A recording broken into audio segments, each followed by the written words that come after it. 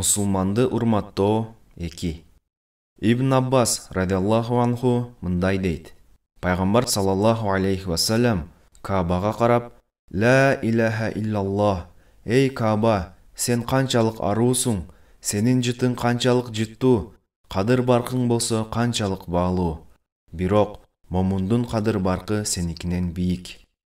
Алла Таала сени кандай улук кылган болсо, момундун малын да, канын да, аброюн да ошондой улук кылган. Ошол урматтын, кадыр барктын себебинен момунга жаман күмөн саноо арам, тыюу салынат», деп айтты.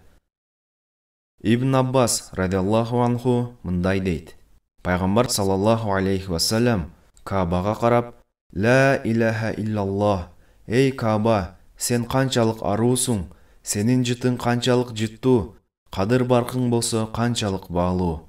Бирок момундун кадыр баркы сеникинен бийик.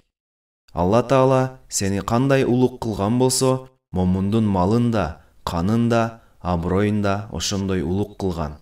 Ошол урматтын, кадыр барктын себебинен момунга жаман күмөн саноо арам, тыюу салынат», деп айтты. Ибн Аббас радиаллаху анху мындай дейт.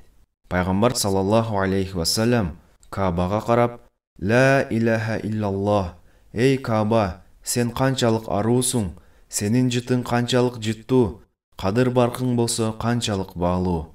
Бирок момундун кадыр баркы сеникинен бийик. Алла Таала сени кандай улук кылган болсо, момундун малын да, канын да, аброюн да ошондой улук кылган. Ошол урматтын, кадыр барктын себебинен момунга жаман күмөн саноо арам, тыюу салынат», деп айтты. Табарони.